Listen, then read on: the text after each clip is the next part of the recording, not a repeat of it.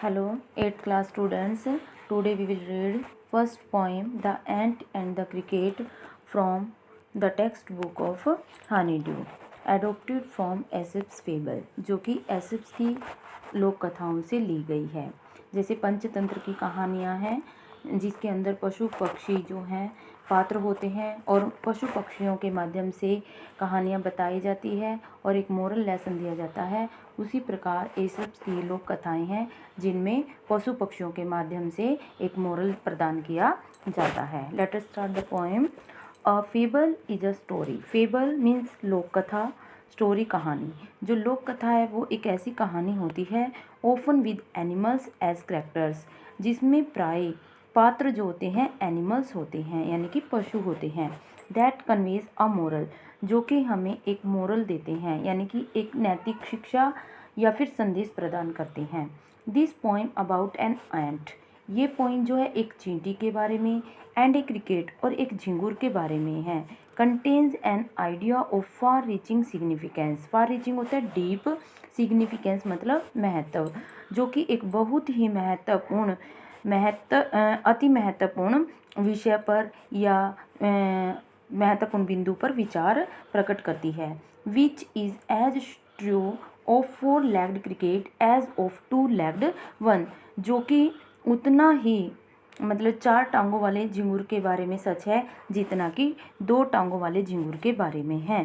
Surely you have seen a cricket that has 2 legs। आपने भी अवश्य ही 2 टांगों वाले झिंगुर को अवश्य देखा होगा। Now first stanza.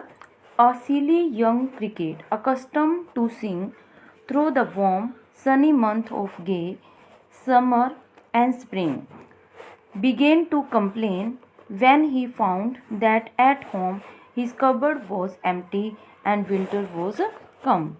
A silly means foolish, young युवा, क्रिकेट झिंगुर, accustomed habitual मतलब आदि, to sing मतलब गाने का।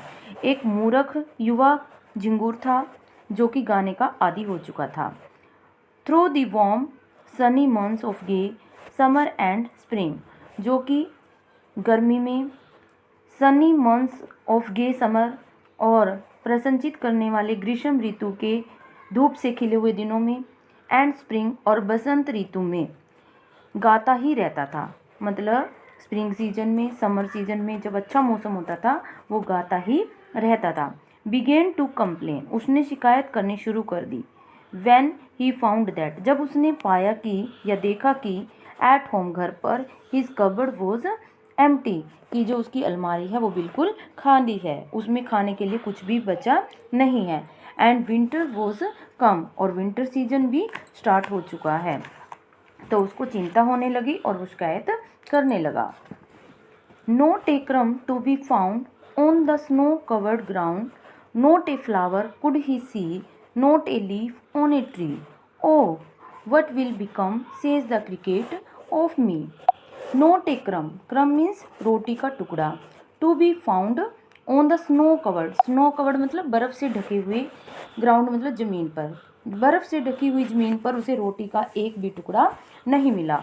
Note a flower could he see, ना ही पेड़ों पर उसे एक भी फूल दिखाई दिया। Note a leaf on a tree, और ना ही पेड़ पर एक भी पत्ता उसे दिखाई दिया।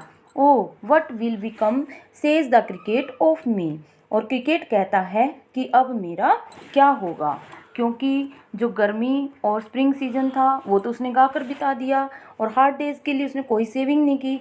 अब विंटर सीजन स्टार्ट हो चुका है और उसके पास जो अलमारी है वो खाली है, खाने के लिए कुछ भी नहीं बचा है।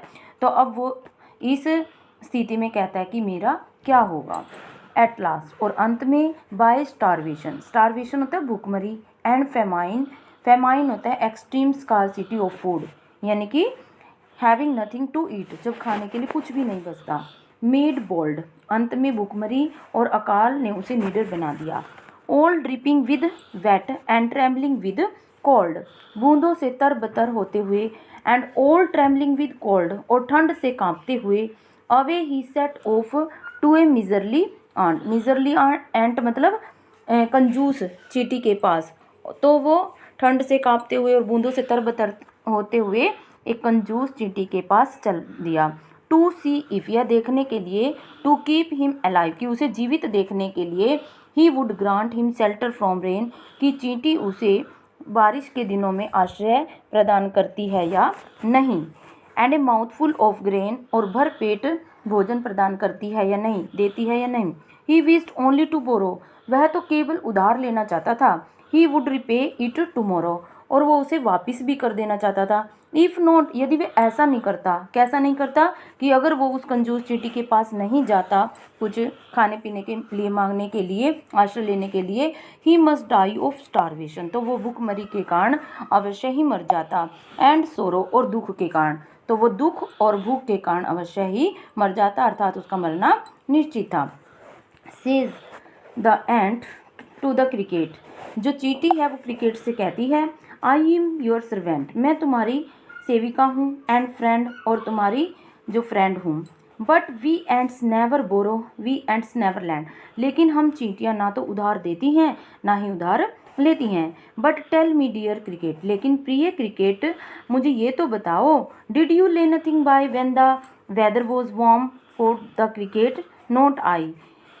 तो चींटी क्या पूछती है कि प्रिय क्रिकेट मुझे ये तो बताओ कि ले नथिंग बाय मतलब सेव नथिंग, कि क्या तुमने जब मौसम बढ़िया था, अच्छा था, गर्म था, तुमने उस समय कुछ भी बचाकर नहीं रखा हार्ड डेज के लिए। कोट द सेड, कोट मतलब said, said the cricket, cricket कहता है नॉट आई, नहीं मैंने उस समय कुछ भी बचाकर नहीं रखा।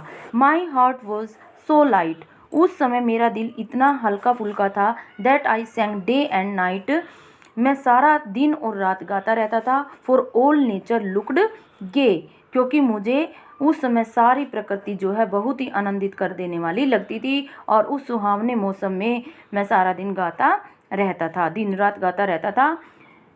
यू सेंग सर, यू से, चींटी कहती है कि श्रीमान तुमने गाना गाया, गो देन, फिर तुम चले जाओ। सेज द एंट, एंट कहती है, चींटी कहती है, and dance the winter away, और विंटर को भी डांस करके यानी कि नाच गा कर ही बिता दो। दस एंडिंग, और इस प्रकार से एंडिंग हो जाती है। किस चीज़ की एंडिंग हो जाती है? Conversation between ant and cricket, जो एंट और मतलब चींटी और झिंगुर के बीच में आपस में बातचीत हो रही थी उसकी समाप्ति होती है। ही हेस्टली, हेस्टली मतलब शीघ्रता से, जल्दी से, लिफ्टेड द विकेट, विकेट होता है स्मॉल डोर, वह अपने छोटे से दरवाजे को जल्दी से बंद कर लेती है। And out of the door turned the poor little cricket, और उस छोटे से बेचारे क्रिकेट को अपने गेट से बाहर निकाल देती है। Folk call this a fable, folk means people, call मतलब कहते हैं, this a fable, fable means लोक कथा, तो लोग इसे लोक कथा कहते हैं। I will warrant it true, लेकिन मैं इसे यही बात सिद्ध करता हूँ, सम क्रिकेट्स हैव 4 लेग्स, कि कुछ क्रिकेट के 4 टांगे होती हैं, एंड सम हैव 2, और कुछ की 2 टांगे होती हैं। तो बच्चों इस पॉइंट से हमें क्या मोरल मिला?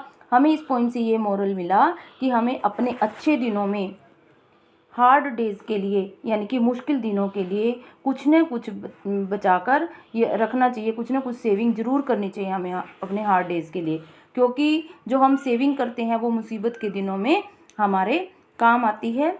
तो हमें यही मोरल लेसन या मोरल हमें इससे मिलता है। Okay, thank you.